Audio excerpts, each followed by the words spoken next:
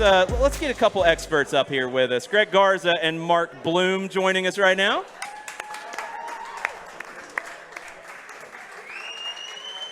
Greg, good to see you. What's up, Greg? Mark, around the horn. There you go. Welcome, gentlemen. Waters aplenty. Dihydrogen oxide for the table. Mic'd up. All right. There you go. Should be good now. And, we're going to kind of bounce around with a lot of different things. I know some people are going to have some questions for y'all as well. We'll talk some Atlanta United, but it's a big day in U.S. soccer, and we've been talking about the lead into this game. I want to get it from y'all's perspective as former players. You know the situation. I'm sure you've both been in it in your career of you hear the external noise, and you're trying to balance what you know the reality is. It's game 3 of 14. There's a lot to play. How much does all of the external pressure impact the group internally? Who won the toss? Yeah, I think, first and foremost, it's a win-win situation for us. It's not an easy play. It's not an easy place to play and to begin with.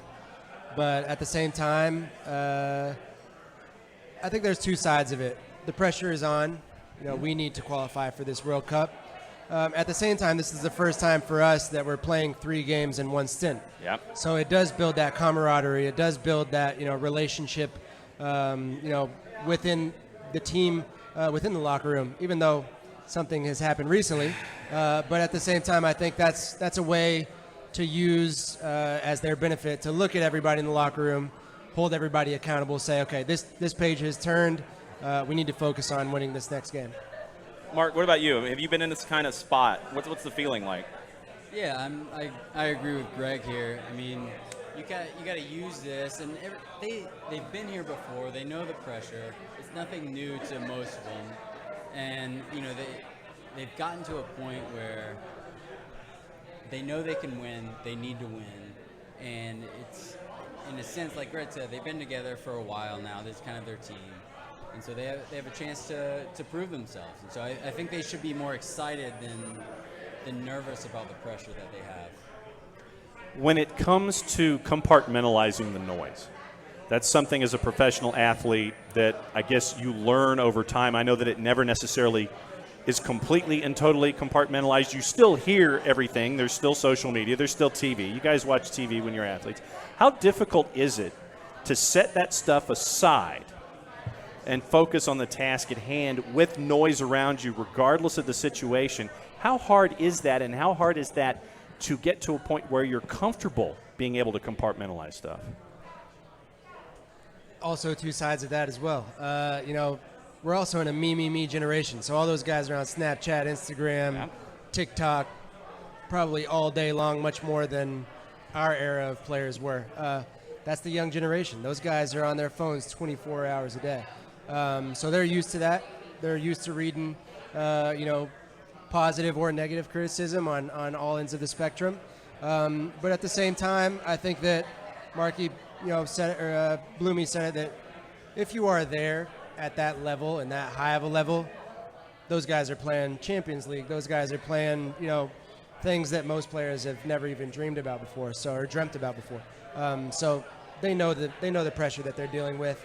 And if you're at that level and you can't cope with that pressure, then I don't think you've made it that far in the first place. So, I think, like I said, two sides of it, but, I'm sure they're dealing with it the best way that they can. But at the same time, us on the outside, we're wanting those results, and we're wanting that change to happen quickly. I was going to say, Bloomy, how hard is it to tune out the noise? Absolutely. You can't ignore it. Everybody is on their phones, like Greg said, reading. They acknowledge the pressure. They see what people are writing. They hear what people are saying. But at the end of the day, as soon as you show up to the stadium, that's all you're focusing on. It becomes a sport. It becomes a game again, and you're locked in. A true professional is going to drown out the noise during the game. Before the game, you're going to hear it. You're going to notice it. But when it comes time to play, I think that's when you just lock everything out and you can really do your job. When you guys were breaking in, and this team's really young, I think we forget that because they've accomplished so much, but in World Cup qualifying, they're extremely young, very little experience. put yourself in their shoes, like your first big game like this, where you're feeling that pressure and that worry creeping in. How did you kind of cope with it as individuals? Mark? So I'll bring it back to my first game in the MLS. I was in Toronto, and I think the whole team traveled, and I had just come from the Silverbacks, right? And so I was training with the team. The whole team traveled, like I said, thinking I was going to play in the supplemental game. And then an hour before the game, I learned, 2 hours before the game, I learned that I'm starting. So it was the first game, so I'm, freaking out.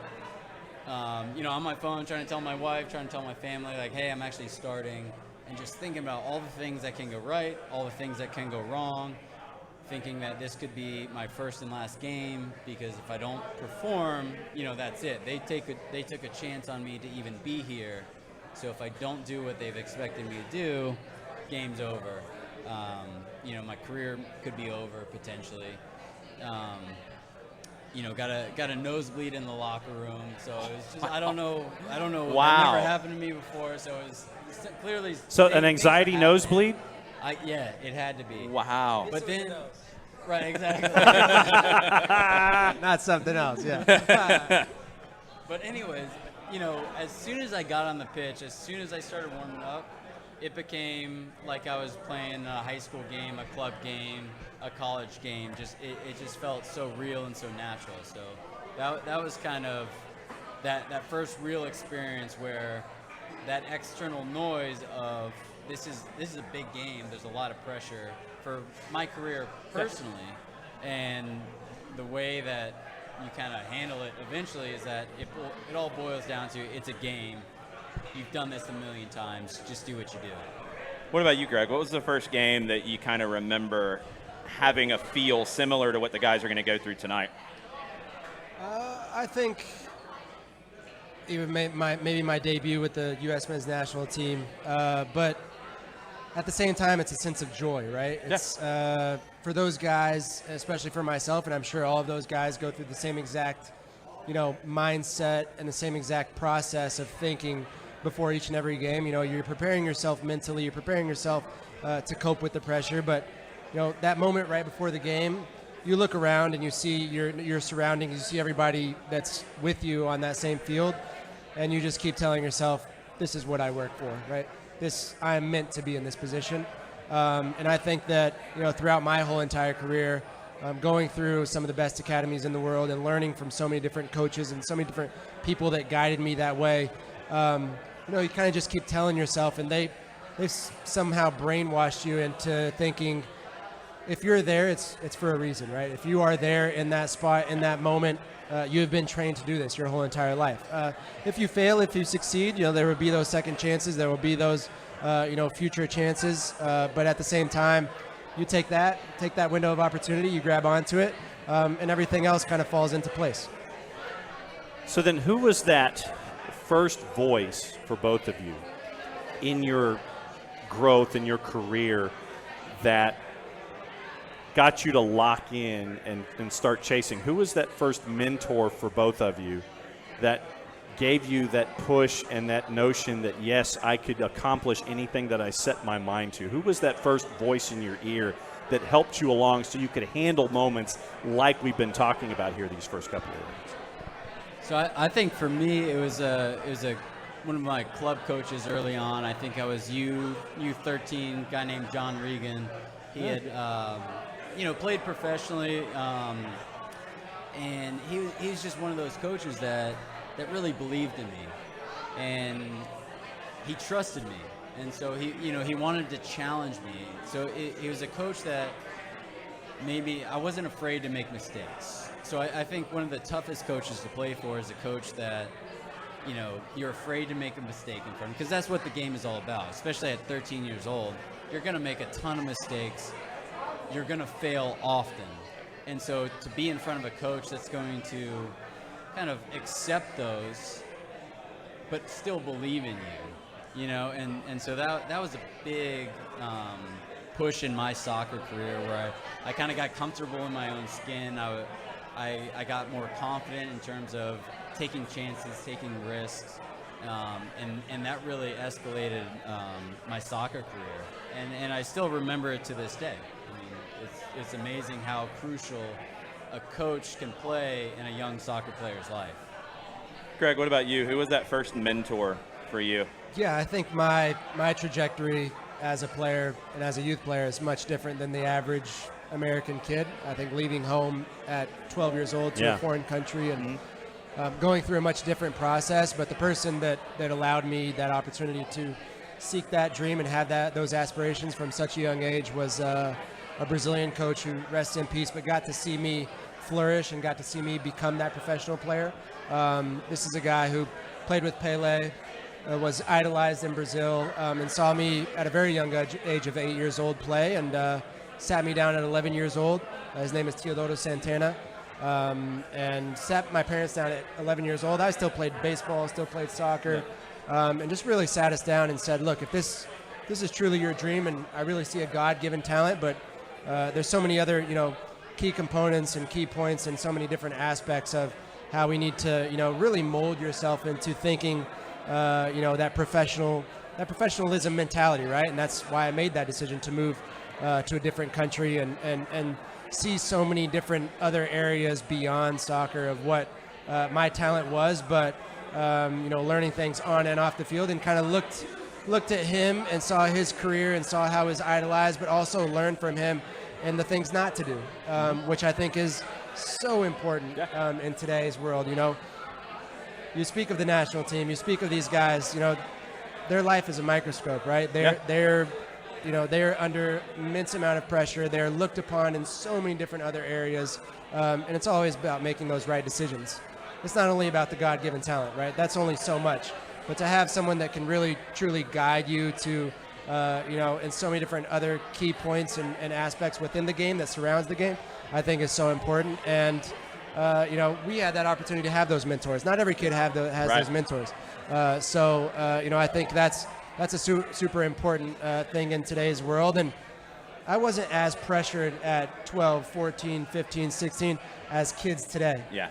I didn't have an agent talking to my parents at 12, 13 years old. I didn't have a college coach talking to me at 12, 13 years old. That was later on in life. In today's age, you have kids that are 10, 13, 12, 14 that are already signing homegrown deals, that are already signing professional contracts. They already have agents that are coming after them, telling them, hey, you need help getting your son to Europe, you need help getting your son this. And that's such an unknown environment for so many parents out there. So I think for myself, having a person that, really guided not only myself, but also my parents into creating my own path was so important. So a couple questions we're going to work in from the audience as well. Abby with the first one. What was your favorite moment in your playing career? Favorite moment in your playing career? That's a great question. I told you the story earlier. That was one of my favorite moments. Getting the nosebleed? The nosebleed was not part of it. But the other one happened in the next game. Right, exactly.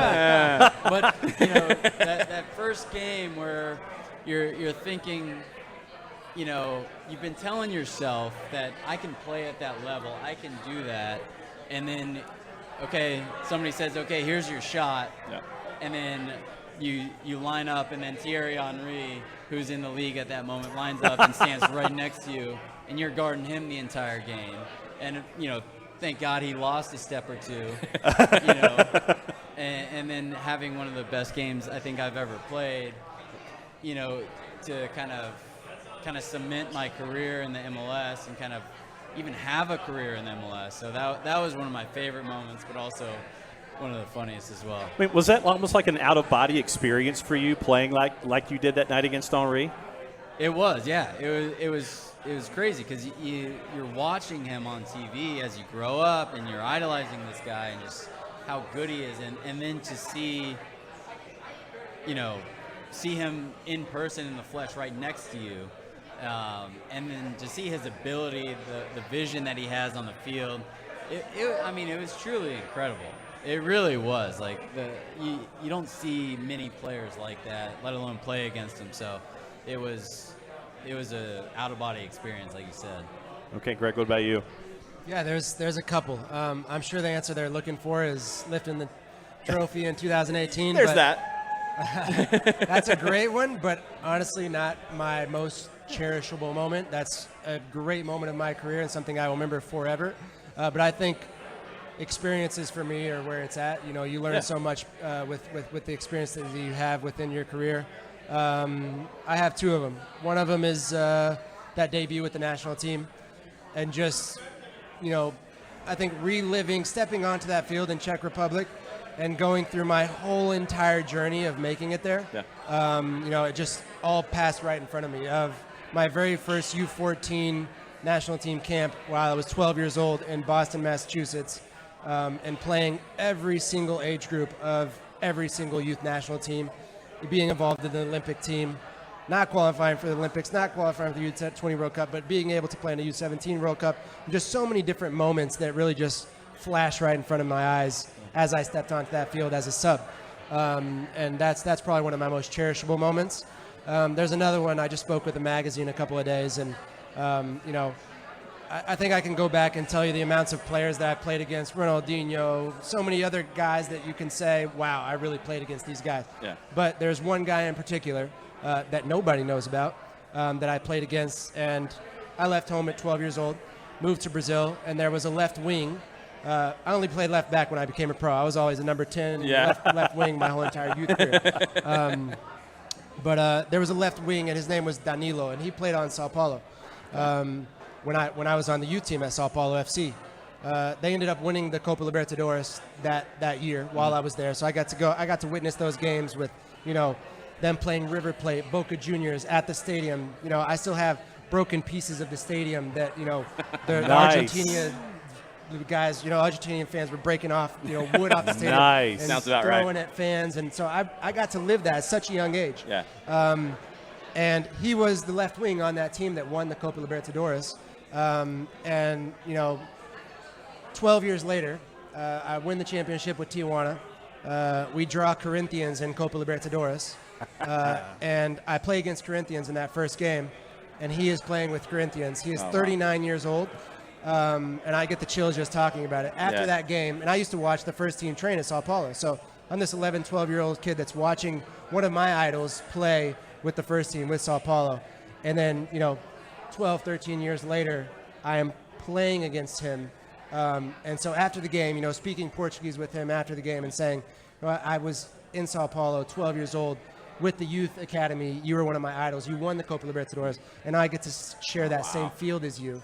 That to me is probably one of my special, to where I could say, when that game finished, I was able to tell him that and just realize I've made it. You know, my whole journey was for a reason. My whole journey was for this cause. You know, God is great, but this is why I sacrificed so much. This is why I did so much within my career to have a moment like this. You know, it comes full circle when you see that guy, which this wasn't that well known. You know, he won so many great things in South America, never played in Europe, you know, but to be able to share the pitch with someone like that, for me was, you know, epic.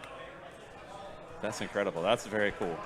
I want to go back to when you guys knew you were coming to Atlanta. Now, it's completely different journeys for both of you. Mark, I don't know if you know this, but when you were at St. Louis before the Silverbacks, right? Yeah. I worked at Soccer in the Streets for 10 years, and Ricardo Montoya was with the reserves. He was campaigning for you to come back to the Silverbacks, to anybody who would listen. He wanted to get you back here so bad. You got your opportunity. You won a trophy with the Silverbacks. Then you go to Toronto. What was it like for you when you got the call that you were going to come to Atlanta United, something brand new? Yeah, that's a great question because, you know, obviously being from here, it was a special moment for me, but also kind of the backstory of me playing with the Silverbacks, and I thought we had a great thing going with the Silverbacks. You know, it was a great atmosphere, bringing professional soccer to the city, and then so kind of a double-edged sword because, well, for a couple different reasons. One, I love Toronto. I love the city. I love the team. We were one of, you know, after I got I think I got traded 2 days after the MLS Cup. in 2016. Yeah. And knowing that we kind of got robbed in the final by Seattle, knowing that coming back on the next year we're going to be the best team, we had a great chance to win, and of course they did. So not really being ready to come back home. Yeah. I mean, everyone thought that, oh, you're from Atlanta, you must be so excited to come back. It was like, I don't think I was done in Toronto kind of thing. But also, Atlanta getting a team kind of meant that Silverbacks kind of didn't have a place to go, unfortunately, because it was a great organization, and it meant a lot to me, and I know, the city and soccer in Atlanta, it meant a lot. Yep. But they just couldn't coexist, plain and simple.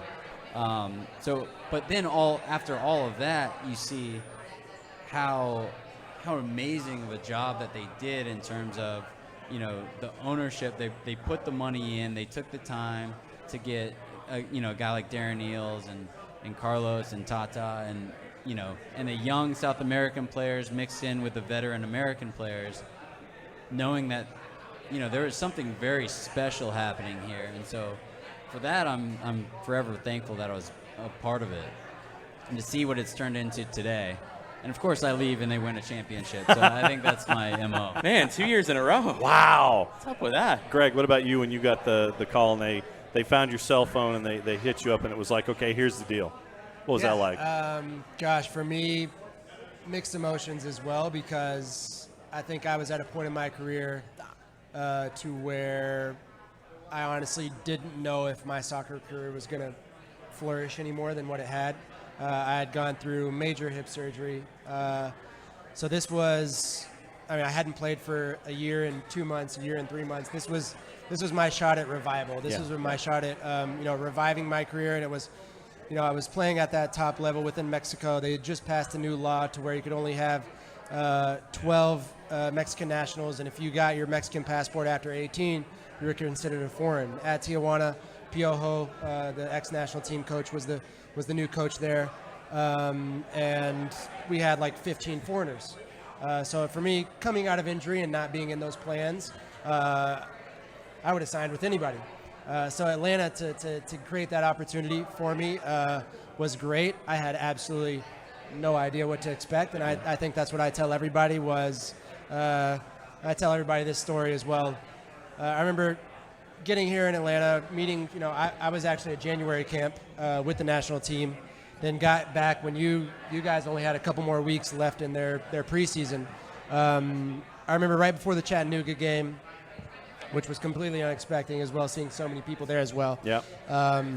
We had headed out to Lenox Mall. I think it was myself, Leandro, Joseph, Miguel. I had, kind of gotten there, and we were all staying at the Marriott. So it was like, we're just creating a relationship, that bond. I knew no one. The only person I knew was Tito. He was on loan at Tijuana as well. Oh, yeah, that's right. Okay. But he also never played under Pio. I think he played one game while he was there. Yeah. So I didn't really know how much talent he had. Never really got to see him play. So I remember us walking down Lenox. We went to Lenox Mall, went out to eat, took those guys out. They couldn't believe how big the mall was. They were in a different world, all these South American guys. Their life is completely different now, right? They never want to go home. But I just remember seeing a couple of people walked up to us, and we had just gotten here, just regular clothes, and they just came up to us, and they were Atlanta United fans already. The organization has just started, right? And they said, "Thank you guys for what you're doing. Thank you for joining this cause. We have waited so long for this."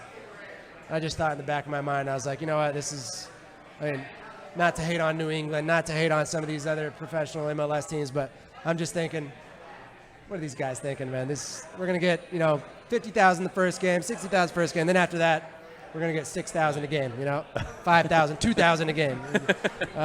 Little did you know. Little did I know. Little did I know that night at Bobby Dodd would change this city. So it's been a tremendous atmosphere ever since.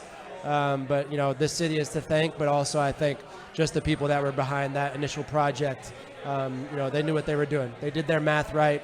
They spent the right money. They made the right formulas in creating such a good team. Had a little bit of luck. You need a little bit of luck. You always do. But at the same time, everything worked out. Okay, a very specific question from Gabrielle for Greg. Uh-oh. did you really play with the same shin guard since your youth career, or was it just the same brand? I still have those shin guards framed in my office today. Nice. There you go. Yeah, Well that done. That was the first pair of shin guards I actually got with the national team.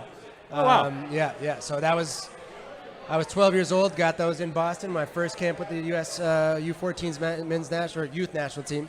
And, yeah, I'll tell you, I use the same underwear every single game day since I was 14 years old. Wow. Oh God. Not telling you how many holes were in those boxer shorts. But, okay, all right. So then let me ask you this. How superstitious or ritualistic are you both? I think we know Greg's answer. Yeah, I think we got pretty serious with the superstitions. Yeah, that's extreme, Greg. I didn't know that. Glad I didn't know that. So what about Mark? How superstitious or ritualistic are you? I'm probably on the other end of the spectrum where I had, I guess, maybe some quirks. I wanted to, warm up a certain way or, eat a certain thing. But at the same time, I didn't have to do any of that. So I was just kind of show up and play. And that was my thing. So I didn't wear holy underwear or the disgusting shin guards or anything like that. They were blessed. They were blessed by the. I was the a Pope, fan of for new sure. underwear and new shin guards and new cleats, all that stuff. I bet you if we look at his warm-ups, if you go back and look at tape of his warm-up, I guarantee you there was something that he did every single warm-up. Everybody's got that. Yeah, Everybody's for sure. got that. It's that subconscious telling you, Yeah. you go through this ritual. And I'd probably say that's the hardest transition for me now, hanging up the boots, is getting out of those rituals, right? It's I've done this for, I was a pro for 13 years, but 17 years dedicated of my life to just doing one thing and one thing only and going through those rituals. You wear your shin guards to the mall ever? I'm on under these jeans. But I think just getting out of that mindset is sometimes a bit difficult. You can ask different players, and I think there's such a need for that as well. And trying to just also guide that, mentality, that mindset of those rituals not playing a huge part in your life anymore. It can be difficult at times to get through. And create new rituals for yourself, create new things that, make yourself feel as comfortable as you did when you were playing. But from the superstitious side of it, there are so many things that I could tell you that, gosh, Let's see. There's more? Entering the field of play with the right boot first, you cross over the line. If you lose, then you change your foot the next time over. You've done your homework. You've done your homework. This leads us to another question from Abby. What are your goals for the future? That transition, I know it's got to be hard. Now that you got a little bit of time, what are your goals for the future? That's a great question, too, because as Greg alluded to, I think one of the hardest things is moving on. Yeah. Doing something different. I mean, as much as even while I was playing, I felt like I was building life outside of soccer, but then soccer's over, and it's just like a big part of you has left. That's all you know. That's all you've done. That was your dream. That was your goal, and you got there and you did it. And so it's like, what's next? And for me, I have married. I have 3 daughters now, and they're 7, 5, and 2. And so now the 7 and 5-year-old, they're playing soccer. And so, one of my goals is kind of do the same thing that my parents did for me, is just give them every opportunity to succeed.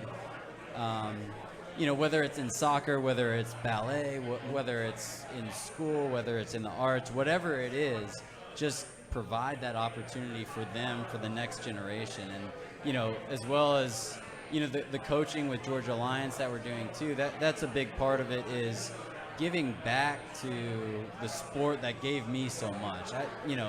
And through the years, I've been given so much through coaches, through the sport, and I've learned so many things that I feel like it's almost an obligation to give back, to teach, to help somebody else to fulfill their dreams. Maybe they, I think I definitely took a road less traveled in terms of, where I started and where I ended up, saying that, especially native Atlanta kids, I was in the same spot that you were, and you can find a way to make it. So be able to inspire a younger generation to pursue their dreams, not only in soccer, not only in sport, but in life. So I think that's one of my major things, and it starts with my family, with my girls. That's what hits hardest, for me, and one of the most important things for me.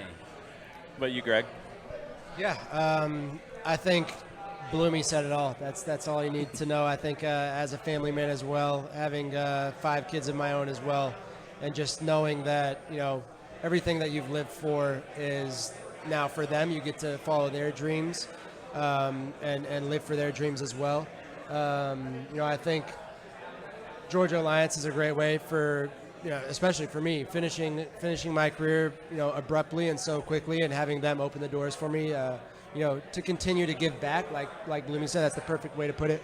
The best part of doing stuff like this is giving back to what the game gave so much to us. And I think in so many different ways, I'll always be involved with the sport. It's even including, Michael Parkhurst and I just beginning and starting our own business of, the mentorship programs of how can we help so many other kids that, Bloomy said it very well, have so many different unique and different paths and journeys in not only making it pro, but just to reach their full potential and whatever that may be, creating a college education for yourself. Right. And using those same tools in corporate life and whatever it is. Team sport does so much within, the value of what it offers. And so I think in whatever way, whatever shape, way, or form, I will always be involved with, a ball. Not at my feet anymore, but now in my hands when I get to talk to tons of different people. I want to get into Georgia Alliance a little bit more here in just a second. I want to grab some questions from Twitch. Ricky Ricardo wants to know, who from Atlanta United do you regularly talk to the most from your time as a teammate? The most current player? Just in general, who was a teammate of yours that you talked to the most? I talk to Parky a lot. I talk to Jeff Lorenitz a lot. Miles Robinson, Mikey Ambrose, great friend of mine. Did I say Miles? Why are you laughing at Mikey? Joseph. Why are you laughing at Mikey? He's just a guy you look and you laugh at. Let me think. Who else? Huh? There's no more OGs at I know. I'm trying to think of what some of the original guys. Obviously, Greg. We're coaching together, and he's back in Georgia, which is great. So being able to connect with him, and I think that's one of the great things is, after you are done, just how important it is to reconnect and to stay connected with some of the guys that you played with and shared these moments with. So, yes, plenty of guys, and you want to stay around the sport as much as possible, and it's kind of nice being on this side of it. You can talk to them about the game, talk to them about the sport. Talk crap. Really, That's what he means. Yeah. exactly. I mean, is it a WhatsApp group that y'all have going? What The is it? OG WhatsApp Yeah, group. there you go. There you go. What's up? Yeah. No, yeah. I have business meetings with Parky every morning, so get to see his face every day on a Zoom meeting, so that's always good. No, I think I probably speak to Joseph probably 3-4 times a week. Yeah. That's always. I think still speak to Darlington as well. He's one of my best friends as well. Yeah. It's awesome to be in contact with Bloomy every single day at the club. So I think creating those connections on the field, but furthering those connections off the field once you retire, I think is that's all that's left. I had so many great coaches tell me that the only thing that is left after you retire are none of those moments. Those experiences and those memories are great for storytelling, but you don't take those along with you. You have those in your back pocket to tell when you light a fire, and you tell your kids, the players you got to play with, so many different things like that. But the only thing that's left is, whatever you invested in, how you did things for your family and all that kind of stuff, and a few connections that you made with those relationships that you had with people that you really thought were absolutely genuine. And I think throughout my entire career, I was able to create those connections with really great people that, are non-judgmental, really genuine people that are going to be there for you, even when that bus is on top of you. They can always pull you out from under. Because in a dog-eat-dog environment, especially within that career, you don't find too many people like that. Yeah. You know, you're obviously friends with all those guys. You're friends in the locker room. But there's very few guys that you can truly, I would say, trust. Yeah. And having those guys in your circle after you retire is so important. What's it like being a role model, but a different kind of a role model now? Obviously, folks looked up to both of you as a player. Now with your time with Georgia Alliance, you get to be a different kind of role model with lessons and making sure that what you know gets to be sent to the subsequent generations. Mark, let me start with you. What's it like being a different kind of a role model now? Yeah, and you know, that's something that I'm really still learning as a coach. It's so different, you know. As a player, you feel like you have all these opinions about the different coaches that you've had and how they interact with the players and how they treat you and all this and that. And so now, on the other side of it, you know, I want to create an environment where kids are free and open to make mistakes, to learn, and to grow in their sport, but also to the point where, you know, you can't let them get away with everything. I mean, my team is the 15, 16-year-olds. Like, you gotta, I mean, Adam knows for sure, but you got to stay on top of them. And so finding that balance where it's you're teaching, you're mentoring, but you're also, you know, kind of running a tight ship all at the same time. There's a lot more that goes into coaching than I realized, but I think ultimately what it boils down to is being there, showing up, being available for the players to talk to you, to ask questions, allowing them to be comfortable to interact with you so that they can pick your brain, because what's going on with them, you know, it's different from player to player. So kind of creating an atmosphere where, you know, each player can get what they want out of it, you know, while also trying to, you know, you notice things and trends in certain players where you know they kind of need certain things, but learning how to address it and how some players respond differently to different motives and actions and everything like that. So it's a huge learning curve for me, but it's been enjoyable for sure. Greg, what about you? I think there's nothing more gratifying than seeing someone that you can look back and be in their shoes at one point in time and know how important it is to boost one's confidence. For myself, I think being in that environment and having that opportunity to tell these kids and really guide these kids on and off the field, because that's the most important part. We talked about it this morning, is that we get the opportunity to have that open relationship, to have that openness to where they can come to us about absolutely anything. Even better if they come to us about things that aren't even soccer related, because the ball really provides those opportunities, really creates those opportunities. Having the ball at your feet is the most joyful thing in the world. Takes all your worries away, takes everything that, you know, happens on the external part of your life. But these kids go through the same amount of things within their lives. So it's creating that openness, creating that relationship.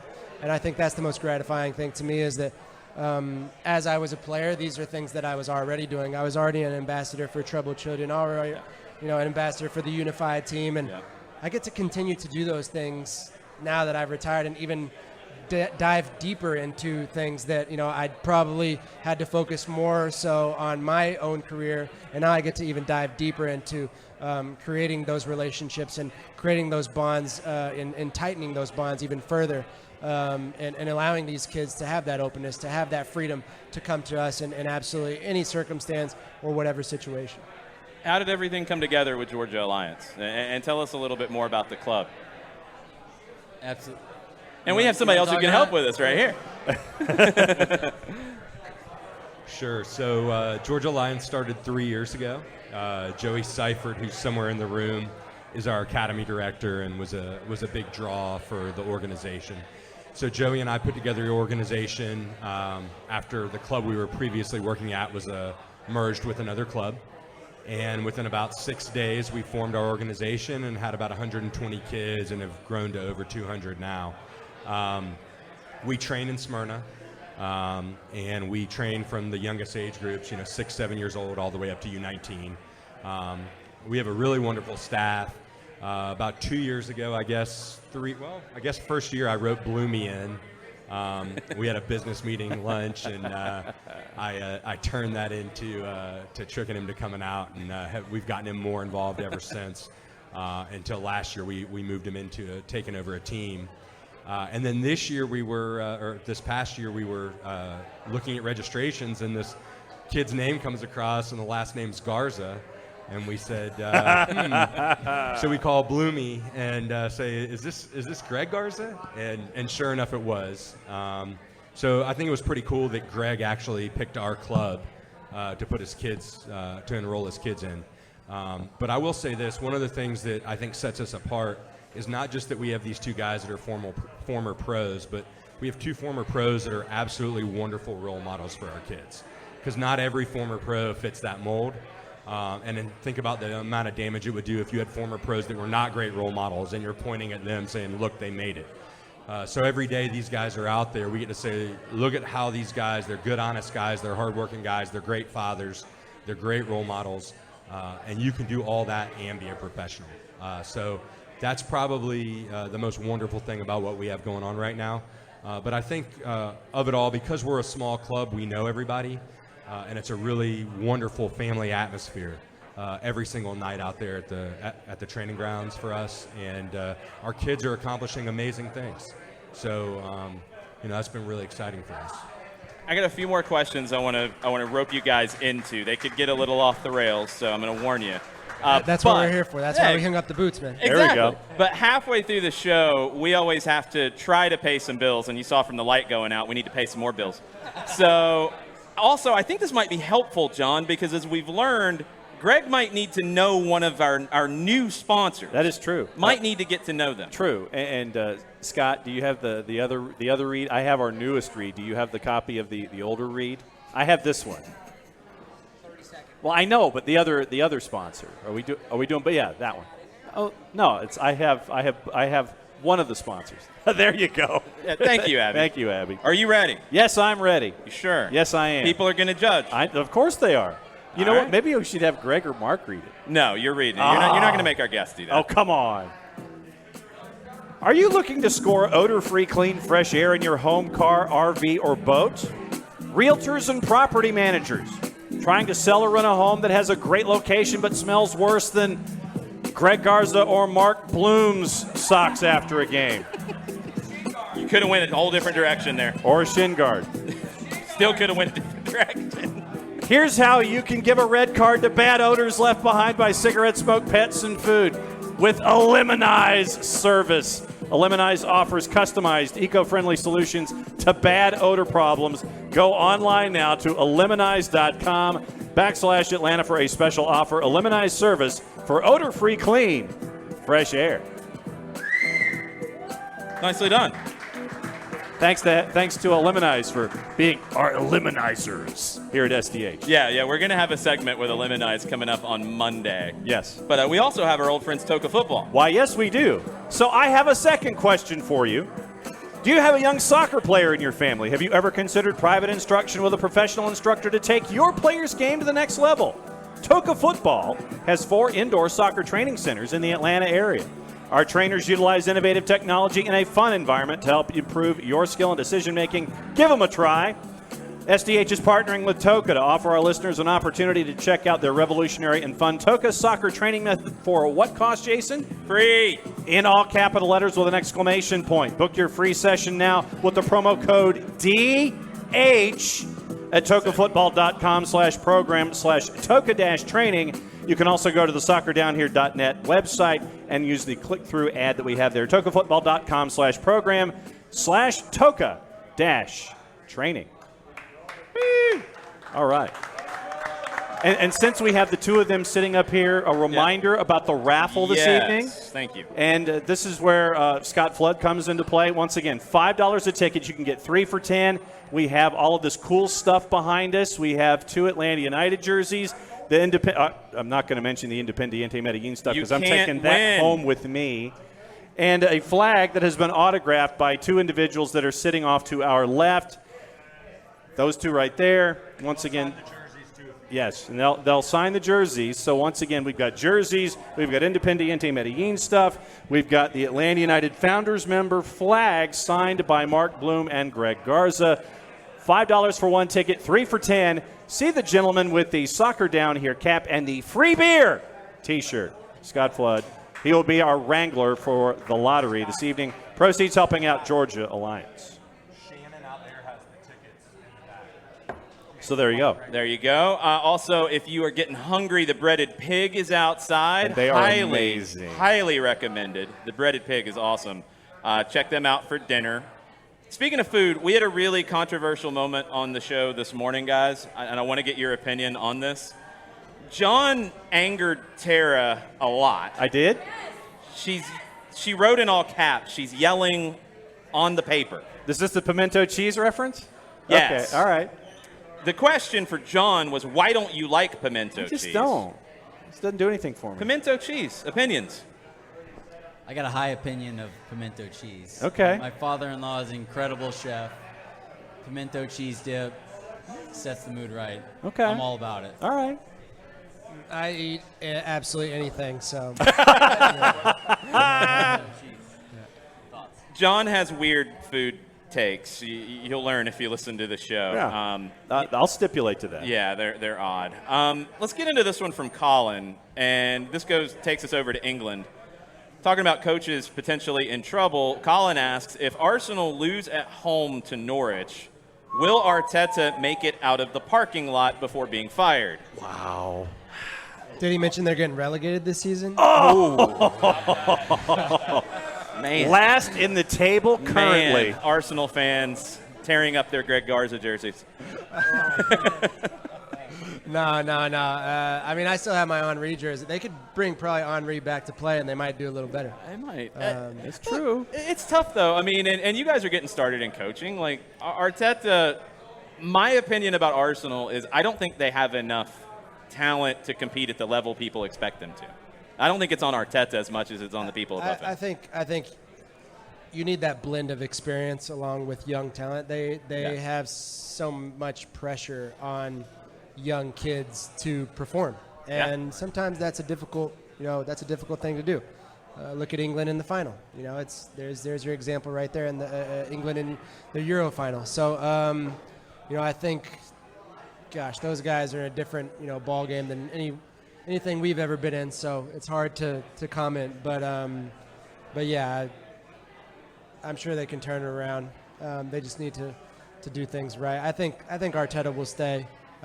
Usually those coaches sign on for a project that's not only a year, but that's an ongoing project that ultimately I think you look at more teams now that take the NBA, the NFL as examples to where they're building out this team for the next few years and not specifically for this one season. You're not creating a championship team every year like you are here in Atlanta, and now Atlanta's in that transition of building again. So it's all about creating the right moments and building from that process. So Arsenal is definitely in that process right now. Are you an Arsenal guy, Mark? I'm not an Arsenal guy, but this guy sitting next to me is a big Arsenal guy. Okay. We're gonna have to get Adam's opinion. Yeah, Adam, in a second. what's going to happen here? I mean, right now you're if you could be 21st in the table of 20 right now, that's where you'd be. But I mean, how much the bottom line is that they need to be patient with Arteta and give him the resources to succeed, and you're not seeing that right now. I think, look, as an Arsenal fan, I think that one of the misnomers is that they haven't provided the resources. If you look back even to pre-Neymar spending 45 million pounds on Xhaka, 41 million pounds on Mustafi, and then on this year they've spent more than most of the clubs in the top four. I just think they've spent poorly. And there's a difference, right? And so these last buys, though, Arteta has had a lot of say. So does he deserve a little bit more time? Sure, but I think that with certain coaches out there, maybe a certain Italian coach that's available that's really great. If he has a whole week to prepare, maybe the best in the world. And he's got to be looking at PSG though. First, you might have to think about that. I don't know true if he's diehard coming. Arsenal. You would think that this guy is in the meetings of their locker room, honestly. The way he's talking right now, he's in the board meetings. He's sitting at that round table. I'm forever hopeful. Yeah. I'm trying to steer Stan Kroenke in the right direction. Oh, that's not an easy one. Ropes asks a little bit of a difficult question. So we've kind of alluded to it, the Weston McKennie situation. He's sent home. There's a problem. Bruce Arena said on the call-up that McKennie needs to get the Riot Act. Does Greg Berhalter seem like the type to do that? And, I mean, I'll take it a step further. Is that the approach here? I think you pay, there are consequences for every action that you do make in life. 100%. I think, will he learn from this? Yeah. You hope so, yeah. It's not a good look for him right now, and it's also not a good look going back to your club because, your club wants responsible and guys that they can hold accountable each and every day. And right? he had an issue, was back in April. Yeah, it's that 24/7 athlete that you have to really be a professional every single day because you're living under that, that microscope, right?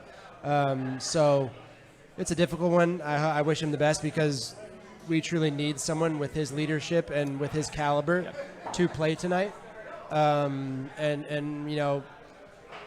I don't say there's so many mistakes that you can make before you really learn your lesson, but hopefully this can be one that can really, turn it around for him to understand that this is something serious. Playing for your nation is by far the biggest responsibility that you do have, and you have to hold yourself accountable in every single way. And I'll say he definitely could have benefited from Greg Garza and Michael Parkhurst, but Beyond Goals organization. I actually called his agent or texted his agent 2 days ago and told him, Got to work hey, it. this new organization that we know, legit, said, this is, if he needs help, there's no way this guy's going to want There's to talk an to us. organization that he can find. Tell us a little bit about Beyond Goals. I mean, I think people know what's going on, but Phil, how did it come together? Yeah, Beyond Goals mentoring is an idea that I think that we initially had spoken about probably about 7-8 months ago. Just ran it around, just kind of thought about all these different ways of how we could give back to the game. And I think for Parky and I, this is something that we continue to do throughout our whole entire careers, right? As becoming a veteran player, you started to guide, you started to mentor the young ones. There's so many different examples that I can give, even with Cincinnati. Frankie Amaya coming in as the first round pick, getting his first paycheck, asking him, Frankie, let's go cash your check. I don't have a bank account. Let's go open a bank account. I don't know how to open a bank account. Do you know what a 401k is? Don't know what a 401k is. So, you live these moments so many different times within your career, and there's so many different sides of the spectrum that you can look at of what youth soccer is today. And there's so much unknown, not only within the players, eyes, but also within the parents, right? So I think our idea is really, around and behind of creating these opportunities, giving these kids the right set of tools, the right set of key points, the key components of what it is being a 24/7 athlete, and just providing guidance not only for them but also for their parents. And the amount of leagues that are in within youth soccer today. What are the right tools to reach your full and maximum potential? Does that mean talking to us, you're going to become a pro?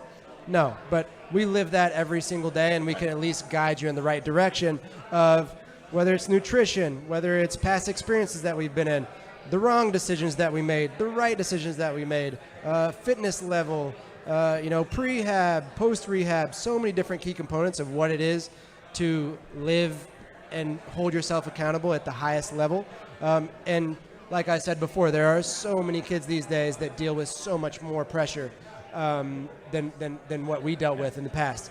And there's so many ways to maneuver and navigate the right path for each and every individual and also for groups. So it's something that we're truly passionate about. And at the end of the day, we truly look to partner and affiliate with larger corporations to where we can truly guide these kids in making the right decisions. There's so many different names and so many different people I can tell you that had a God-given talent but just didn't have the right tools and the right method behind what they wanted to truly aspire to be.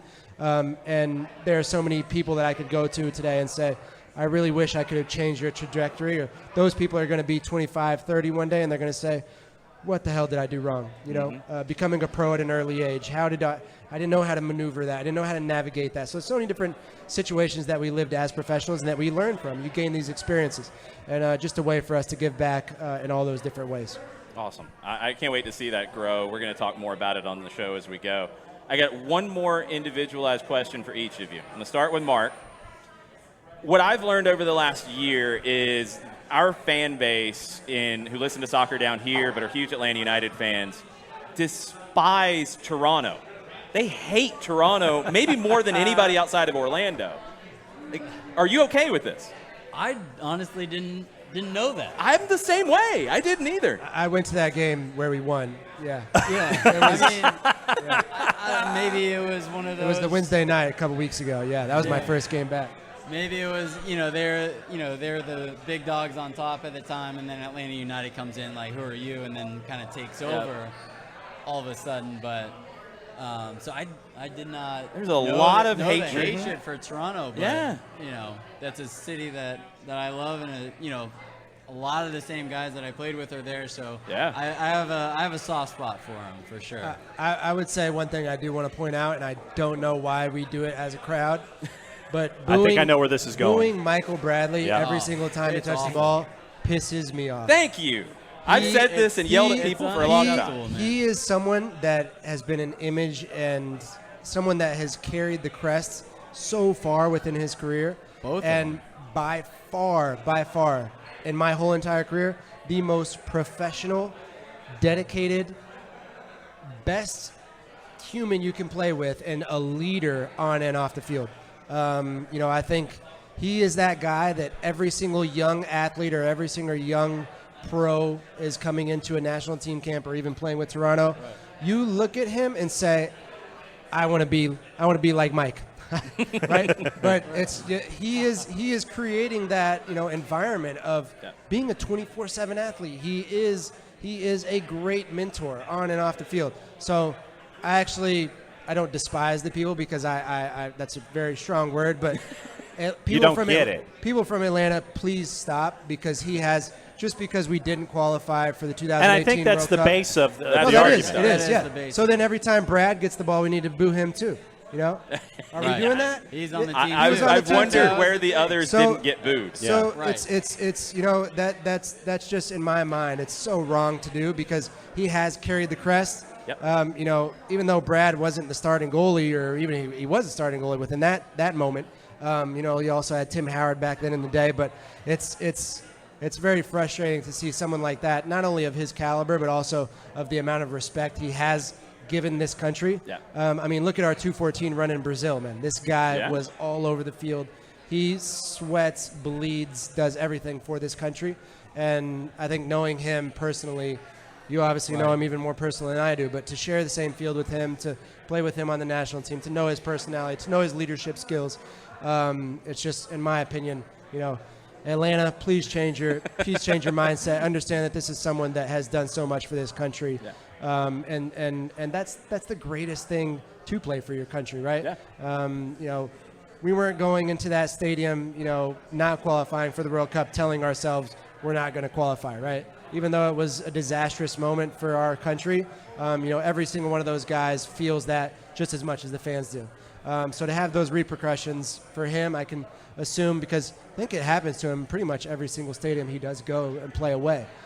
So it's just very frustrating to see as a fan, but also as a player, and knowing how much he's truly done for this country. I hope it does stop. Okay. Very well said. The last question for you, Greg, something that I said a lot during the Open Cup run, and even the year before, because this guy always scored in the Open Cup. Yep. Does Brandon Vasquez know he is the Open Cup hero? Because that was his full name during the Open Cup. It was Open Cup hero Brandon Vasquez. Yes. He might. He's a great kid as well. It's kind of funny, his story. He was in the Tijuana youth team when I was in Tijuana. That's right, yeah. I got to see this kid be the exact same size since he was 12 years old. Now that he's 20 years old. He was 6'9" when he was 12. Yeah. And so, think to just see his trajectory and kind of be a mentor and guide for him as well on and off the field throughout his initial part of his career. and then kind of, follow him as well, and he follow me. I think it's been great for the both of us to keep that connection. I'm sure he knows. He's well loved here. I think all of us, I live out in Hiram right now, which is a ways away. Paulding County. Paulding County.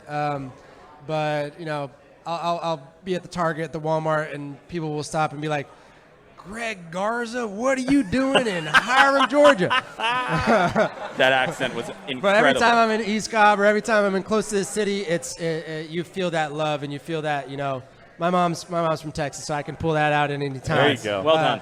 But it's a great atmosphere, and everybody that's of that OG crew and of that championship team, and even that 17s group. Gosh, this city is everything. I'm glad I retired here, and just to feel that love from everyone. I'm sure even every time Brandon comes back, I'm sure he comes back. His girlfriend's from here as well, but I'm sure he feels that love as well. Okay, last question. Predictions for tonight. I was going to say, yeah. I need a score prediction, and I'm assuming you guys are not going to pick against the U.S. Who steps up and is the guy we're talking about tomorrow morning? Adam, we'll start with you at the end of the Adam. Let's bring Adam into the discussion here. I'm gonna say I think we're gonna have a 2-0 win, and I think the guy that's gonna step up is the guy that's stepped up for the last few national team games, and that's Miles. I think he's been amazing. So gets a shout for being the best player on the field for us the last several matches. Mark? He kind of took my answer, but I think a decisive 2-0 win is fair. Of course, Miles he's going to be Miles. I think he's gonna step up, be super consistent, and it's almost boring at this point because he's so good, he's so consistent, and I love what he's doing with the national team. For me, I think I'm a big Sebastian Lletget fan. I think he's a great player. I think he's done a lot, and I think he's underrated in a lot of times. Yeah, I think he's going to be needed tonight in a big way. Absolutely. Arsenal's future director is looking to sign Miles Robinson here pretty soon. They could definitely use him. Yeah. I don't care what the score is. I don't know however many people in this room or on this show have been to Sansula. Have not. Nope. Very hard place to play. Yes. So I'm not going to go with the 2-0 win. I'm going to go a 1-0 win, but it needs to be a win. And if not, you just need to grab a point away and win every single game at home, in which we failed to do last time. But if you don't win this game, you start kind of trying to climb yourself up the ladder little by little, and it can get I think you look at the teams now. You look at even Canada, and I talked about this with Brian Dunseth and Tony Miola yesterday on their show as well. As there are so many players now that you can pick out from every single CONCACAF country that are doing great and big things. And it's not one of those things to where we had 72% percentage in the Canada game, but they produced just as the same amount or as many chances as we did. So I really want to see this team. I think, and I was able to be under Greg when that initial part, when he first stepped on after the championship here, and to see his, him implementing his own style, I think it truly works.